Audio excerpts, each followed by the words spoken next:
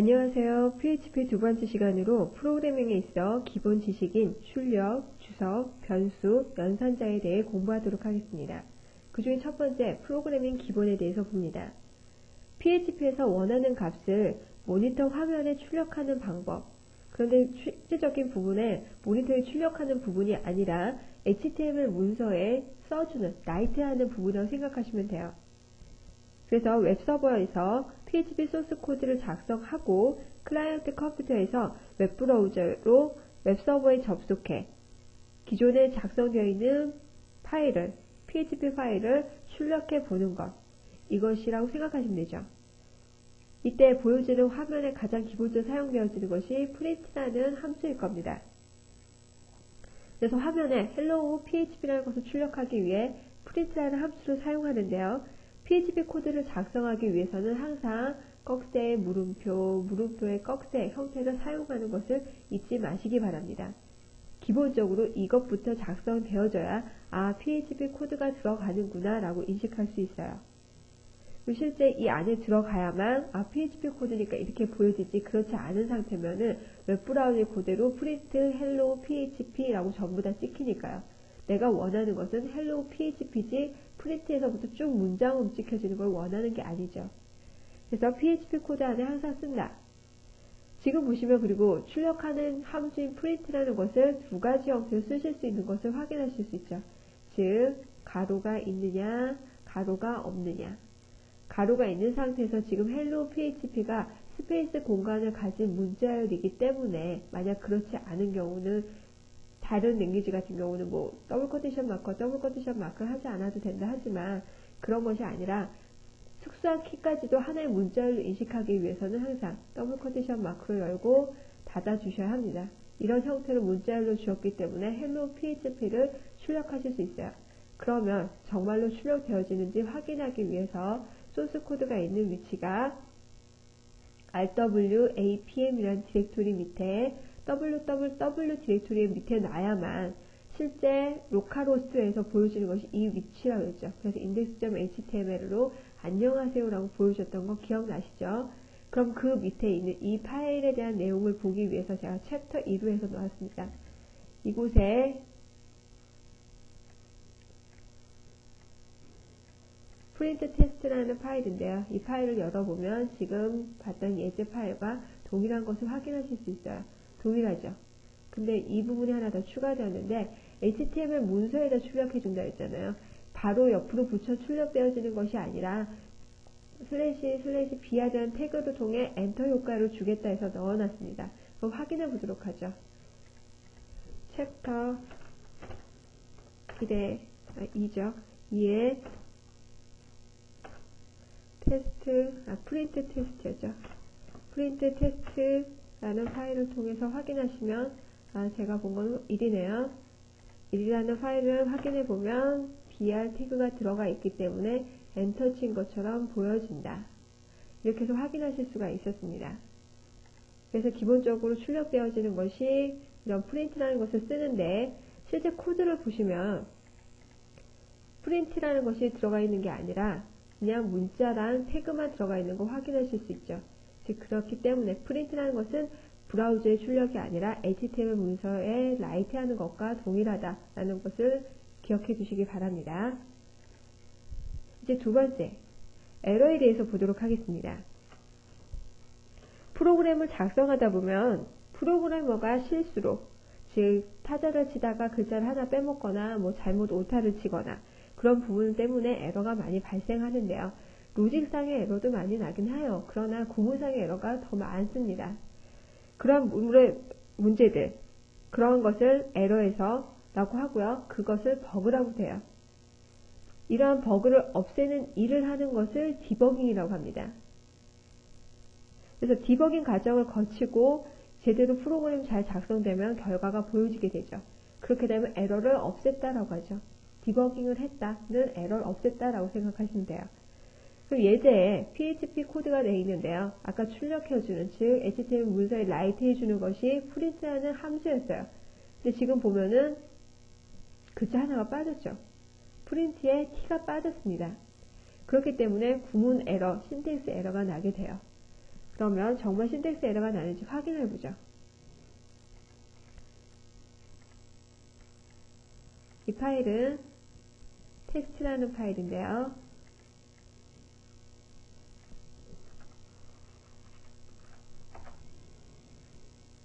지금과 같이 두 번째 라인, 즉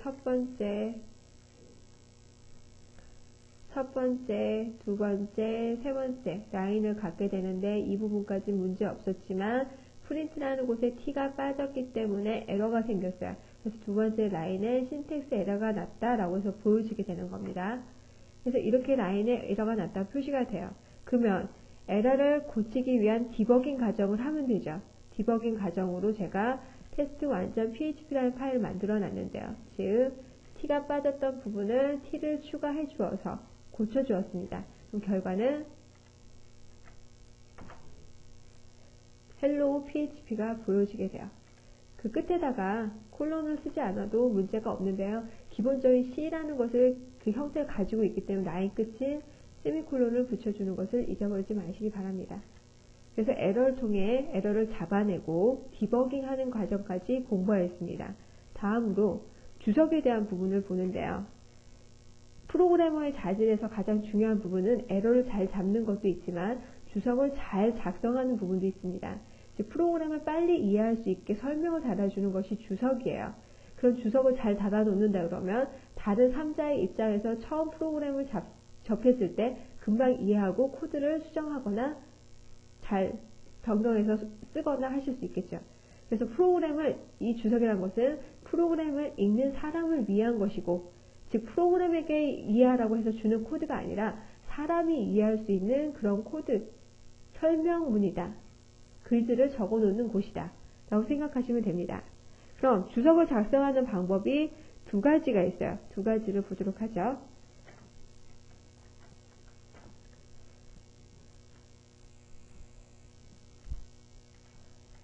첫 번째 예제를 보시면 지금과 같은 구문상에서 실제 결과를 봤을 때 2-1이었죠. hello php밖에 보여지지 않지만 뒤에 문장이 이렇게 많이 적혀 있어요.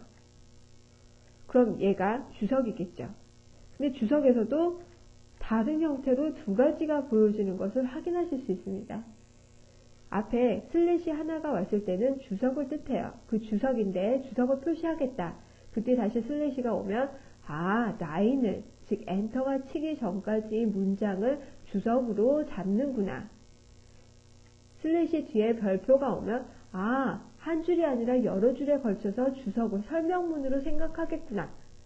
그때는 열었으니까 닫는 곳까지가 주석 표시가 돼야 돼서 닫는 곳에 별표가 먼저 오고요. 끝에 슬래시가 옵니다. 즉 쌍으로 다녀서 한석 위치가 같이 되죠. 반대로 꺽쇠도 마찬가지죠. 탭에서도 꺽쇠 열고 물음표 하면 닫는 곳에선 물음표하고 꺽쇠 닫는 것처럼 주석에서도 이런 형식을 씁니다. 즉 라인 주석, 블럭 주석 두 가지가 있는 것을 확인하실 수 있어요. 근데 주석이라는 것은 지금처럼 따로따로 쓰는 것도 있지만 중첩해서 사용하는 것들이 있어요. 즉 예제로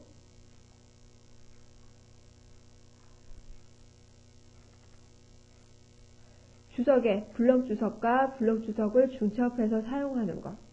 그러나 이 주석은 PHP에선 가능하지 않습니다. 결과를 확인해 보시면요.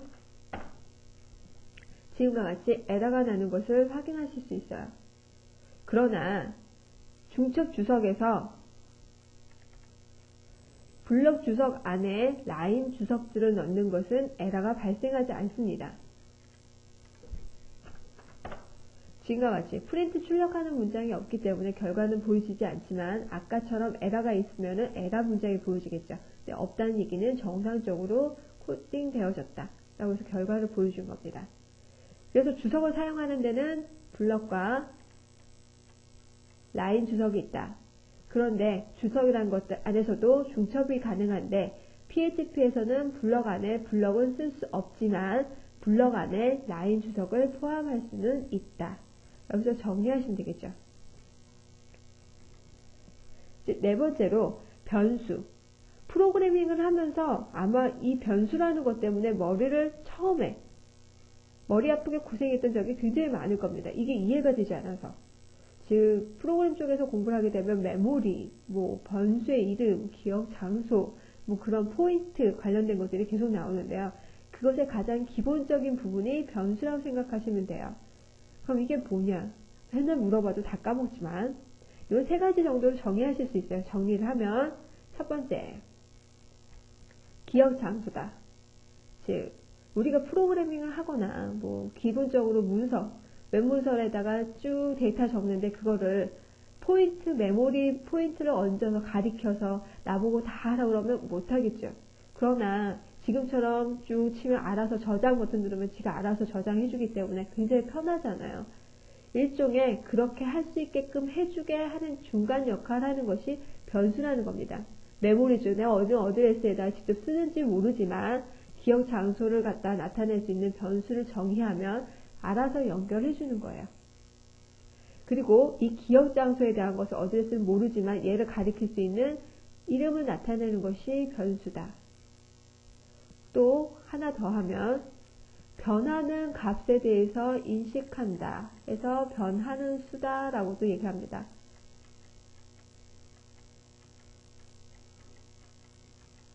그래서 세 가지로 정의하시면 되죠. 기억 장소이고 그곳의 이름이고 변하는 수다. 그래서 이것을 사용하는 형식을 보면요. 지금처럼 달러의 이름이 옵니다. 그래서 그렇게 표시가 되고요. 이렇게 만들었을 때 형식 자체를 만드는 규칙이 있어요. PHP는 달러 문자가 첫 번째로 와야 한다. 그 뒤에 올 수 있는 단어 이름에는 영문자 중에 대소문자 A에서 Z까지 숫자인 0부터 9 언더바로 조합해서 만들면 된다. 근데 여기서도 또 규칙이 있어요. 여기 안 적혀 있지만 인지어라는 것이 있습니다. PHP에 벌써 정의되어 있는 아까 저번 시간에 했던 PHP는 라이브러리가 되어 있고 함수 형태로 되어 있기 때문에 코딩하기가 쉽다 했죠. 이미 벌써 정의되어 있는 프린트와 같이 얘는 출력하는 함수다. 정의되어 있는 그런 문장들은 변수 쓰실 수가 없어요. 그러나 단 문장들 안에서 즉 프린트 언더바 하면 얘는 프린트가 아니라 다른 문자구나 변수겠구나 라고 사용하실 수 있습니다. 그런 데는 사용 가능해요. 그리고 변수는 영문자로 사용하는 변수 이름 만들 수 있다 했죠. 그거는 one 바이트를 쓰고 있는 언어란 얘기예요. 그래서 one 바이트가 표현할 수 있는 언어 개수는 255죠. 그래서 실제 단어의 개수 길이는 256개를 넘을 수가 없습니다. 그리고 달러 뒤에 첫 문자는 숫자가 올 수 없다. 이런 규칙들을 반드시 외워두시고 알아두시기 바랍니다. 이게 어느 랭귀지에서나 동일하게 변수를 만드는 규칙이에요. 그래서 알아두시고요. 이제 실제 이 변수를 통해서 사용할 수 있는 예제를 보도록 하겠습니다.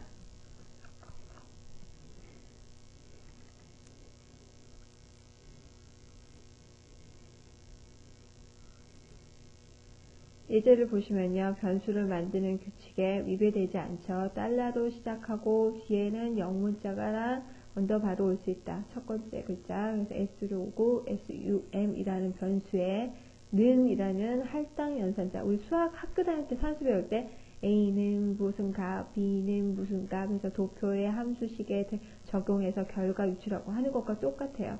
그 뒤에 는 뒤에 오는 것은 값의 형태로 얘와 얘는 동일하다라는 것을 나타내는 는 할당 연산자입니다. 그럼 결과적으로 이 썸이라는 변수에 올 수 있는 값은 12 플러스 23이니까 35죠. 결과 출력하면 35가 출력이 되어져요. 확인해 볼까요? 얘가 지금 2-4죠. 결과 확인하니까 35가 나온 것을 확인하실 수 있어요. 근데 변수라는 것은 지금처럼 숫자 형태를 쓸 수 있지만 문자형 형태, 문자와 문자를 더해서 쓸 수도 있겠죠. 그 예제가 지금과 같이 숫자 형태를 더한 것과 문자로 하나를 다 받은 것과 문자와 문자를 연결해서 받은 것. 이때 연결연산자, 문자와 문자 연결연산자는 콤마가 아닌 점을 씁니다. 점을 통해서 두 개를 붙인 것처럼 효과를 주는 것. 그래서 결과 확인하면요. 35 보여지고 그 뒤에 문자인 12 플러스 23이라는 전체 문자를 받았으니까 12 플러스 23 문자 형태로 보죠. 헬로우 PC와 똑같아요. 그리고 세 번째 문자와 문자를 뒤에 붙인 것처럼 보여주는 것 했으니까 1, 2, 2, 3 형태로 가지고 오게 됩니다. 이렇게 해서 변수를 사용하실 수 있어요. 문자, 정수 또는 문자열과 문자열 연결된 것, 어떠한 형태의 데이터, 불린 형태에서 true와 false 값 형태로 넘어오는 것들, 그런 모든 변하는 값들을 가져올 수 있는 것이 변수다. 그러면서 이것은 실제 메모리 쪽에 라이트가 되는 거잖아요. 그 메모리에 라이트 되어 있는 기억 장소를 가리켜서 데이터를 가져오는 그것들이 변수다라는 것을 정리하시기 바랍니다. 그럼 이제 다음으로 연산자 및 수식의 계산에 대해서 공부를 하는데요. 수학에서 사용했던 연산자들 뿐만이 아니라 다른 컴퓨터상에서 사용할 수 있는 연산자들, 공학계산기를 한번 보신 분들은 다 아세요. 거기서 사용할 수 있는 모든 연산, 수식의 계산에 대한 것들은 다 컴퓨터에서 하실 수가 있죠. 그런 부분에 대한 공부를 하겠습니다. 그 중에 첫 번째, 산술 연산자는 사칙 연산이라 해서 플러스, 마이너스, 곱하기, 나누기 그 부분들이 다 포함되어지고요. 그 이외에 하나 더 나머지 연산이라는 것이 있습니다. 나누기를 했을 때 떨어지지 않는 값 있죠. 그것이 나머지죠. 그 나머지만을 구해오는 연산, 그것이 퍼센트라는 것을 씁니다. ASP에서는 MOD라는 것을 쓰죠. 그런 연산들이 있다. 그럼 이 연산을 어떻게 쓰는지 확인해 보실 수 있죠.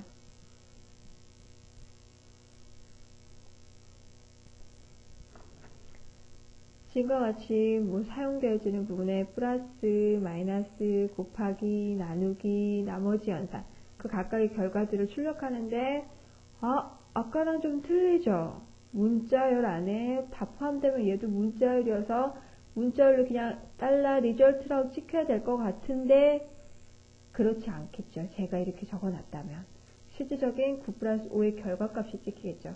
PHP는 이렇게 문자열 안에 변수를 써도 이것을 하나의 문자열로 인식하는 것이 아니라 변수를 인식해서 그 값 자체를 가져와서 출력을 하게 합니다.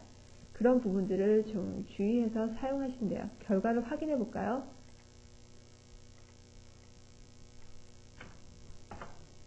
그랬더니 아까 말씀드린 것처럼 9 플러스 5의 결과는 14 빼기 4 곱하기 45 나누기 1.8 나머지 4 형태로 값을 가져오게 됩니다. 이것이 산술 연산자에 대한 부분이었고요. 두 번째, 비교 연산자입니다. 이 비교 연산자부터는 산술 연산자처럼 A라는 곳에 연산한 결과를 넣어주는 것이 아니라 대상이 있어요. 앞, 뒤에. 연산자와 연산자 사이에 앞, 뒤에 어떤 비교 대상이 있어서 이곳에 있는 데이터와 이곳에 있는 데이터가 같으냐라고 비교하게 돼요. 이때 가장 많이 비교 연산자를 쓰면서 오류를 발생하는 이유들이요. 는 뒤에 바로 붙여 써야 되는데도 불구하고 띄고 쓰는 학생들이 너무나 많아요. 이 비교 연산자에 대한 것을 아무리 강조했는데도 불구하고.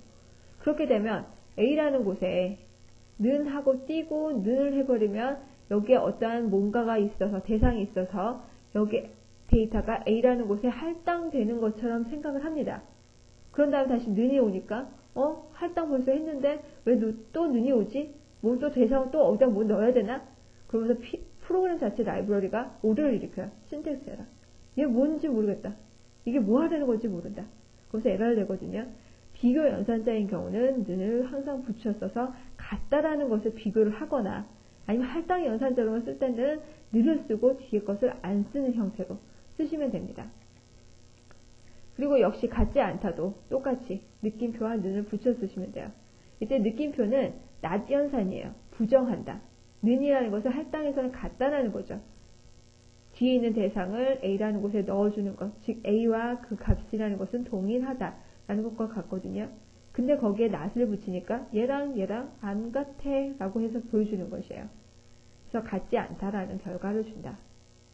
작다, 크다, 작거나 같다, 크거나 같다 전부 다 이렇게 같이 붙여 쓰는 거. 이때 작거나 같거나 크거나 같다는 수학에서는 밑으로 쓰는데 밑에 쓸 수 있지 않기 때문에 컴퓨터에서는 뒤로 붙여서 쓰는 거예요. 마지막, 동일하다인데요. 이때 동일하다는 것은 위에 같다랑 비교가 좀 틀립니다.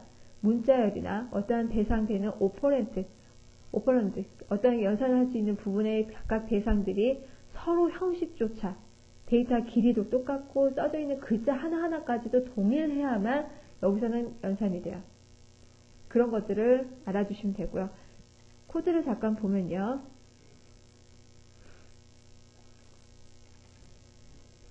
지금과 같이 A라는 변수에 10이라는 값이 들어가고 B라는 변수에 2라는 값이 들어갔습니다.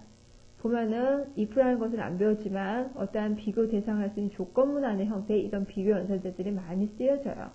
또는 조건 표현식이라는 것이 있는데요. 나중에 더 자세히 배우겠습니다. 이때 달러의 5보다 크거나 같다. 비교됐죠. A라는 변수와 5라는 값에 대해서. 이때 결과가 어떻게 되죠? 10이기 때문에 5보다 크거나 같다 해서 추루값, 불린 형태, 컴퓨터가 인식할 수 있는 값은 0과 1 두 가지가 있는데요. if라는 조건문은 항상 안에 있는 조건문이 true일 때만 자기 뒤에 오는 블럭을 처리해요. 이 부분이 지금 true니까 print a는 5보다 크다라는 부분이 결과가 나오겠죠. 다시 비교 연산자네. a와 b가 같지 않다. 낫이 왔으니까요. a는 10, b는 2니까 두 개가 다르죠. 그래서 true 값이 오고 print a는 b라는 결과가 출력됩니다. 확인해 보면요. 결과가 a는 5보다 크다, a는 b와 같지 않다 라고 결과가 나오게 됩니다. 이런 것이 비교 연산자입니다. 그럼 이제 다음으로 비트 연산자, 그 뒤에 오게 되는 논리 연산자가 있는데요. 두 가지 다 같은 형태로 연산의 결과는 나옵니다. 실제 사용하는 방법만 틀려요. 즉, 여기서 A랑 B랑 두 개 대상에서 이 기호를 썼을 때 AND 연산이거든요. AND 연산, 두 가지 비교될 수 있는 대상. 불린 형태로 각각 컴퓨터에서 대상이 나타날 수 있는 값들은 0과 1, true 아니면 false, on이냐 open이냐죠. 그 대상들에서 연산을 두 개 AND 더하는데 두 개 다 1일 때만 1을 리턴한다. 오화 연산은 하나만 true여도 true다. 그래서 이 형태로 리턴합니다. 익스클루시브와 두 가지에서 하나가 달라야만, 값이 하나라도 달라야만 1을 리턴해요. 이렇게 한다. 외워두세요. 무조건. 나드 연산, 비트 연산에서 물결무늬를 쓴다. 이렇게 해서 리턴되어져 오는 값을 출력을 하게 됩니다. 실제. 그럼 논리 연산자. 다르죠? 사용되어지는 부분이 다르지만 실제 결과 리턴은 동일해요. 비트 연산자랑. 낫에서 아까는 비트는 물결무늬였지만 논리 연산자에서는 느낌표를 줘서 나드 연산 바꿔줍니다. 뒤집어요. A가 true이면 낫이니까 부정하죠. false이면 부정하니까 true. AND 연산 두 개 다 A나 B나 동일하게 1로 와야만 true여야만 true가 리턴. A와 B와 오화 연산 하나 더 붙었어요. 아까보다. 두 가지 중에 하나라도 true이면 true. exclusive와는 두 개 중에 하나만 true일 때만 true. 아까 기호가 틀린 거. 그것만 확인하시면 돼요. 다음은 shift 연산자입니다. 이게 아마 조금 어려울 거예요. 비트로 다 바꾸고 비트에서 이동시켜고 뭐 결산 결과를 갖다가 바꾸고 하는 부분들인데요. 여기서 쉽게 얘기를 하면 꺽쇠가 가리키는 방향이 있어요. 이 방향으로 이동시켜라. 얼마만큼 B가 나타내는 수만큼 자릿수를 앞으로 옮기면 됩니다. 그러면 A라는 값을 비트로 해서 8비트면 8비트, 16비트면 16비트, 24비트로 해서 쭉 나열을 하고요. 그 위치에서 B만큼 왼쪽으로, 왼쪽 방향이니까 왼쪽으로 이동시키고 A라는 것을 비트로 해서 쭉 나열하고 B 개수만큼 오른쪽으로 이동하고 그럼 이동한 개수만큼 빠져버리게 되잖아요. 그 비어버리게 되는 공간은 0으로 채우고요. 다시 10진수로 바꿔서 계산 결과를 리턴하시면 돼요. 그게 shift 연산입니다. 연산자 우선순위. 연산자 우선순위라 우리 학교 다닐 때 산수했던 거 생각해보세요. 산수할 때 플러스, 마이너스, 곱하기, 나누기 뭐 사지 연산을 했으면 그 중에 곱하기가 먼저 오고 플러스 마이너스가 중간에 섞여 있다. 그럼 뭐부터 하나요? 곱하기부터 하죠. 왜? 걔가 우선순위가 플러스나 마이너스보다 높았기 때문에 결과가 달라지잖아요. 곱하기를 먼저 안 하면. 그것과 똑같이 컴퓨터의 연산자에서도 우선순위라는 것이 있습니다. 그 우선순위는 이 표에서 보여지는 부분에 왼쪽에 위에가 가장 높고요. 오른쪽에 가장 밑에 있는 게 낮습니다.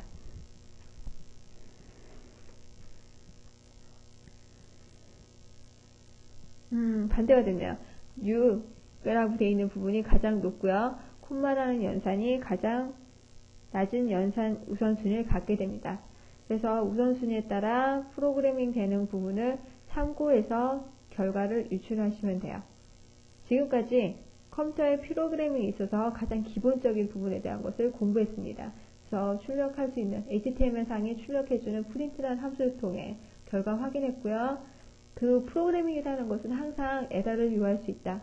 그래서 에러가 무엇인지, 에러를 유발했을 때 어떻게 하는 것인지, 실제 브라우저를 통해 에러 메시지 뜨면 그것을 보고 프로그램 쪽에 가서 그 라인에 문제가 됐는지 확인하고 고치고, 그래서 에러를 없애는 것을 디버깅 과정이라고 한다. 그리고 프로그램 자체는 영향을 주지 않지만 프로그래밍 하면서 보다 빠르게 접근할 수 있게 설명을 달아주는 것이 주석이다. 그리고 연산에 대한 것까지 공부를 했습니다. 수고하셨습니다.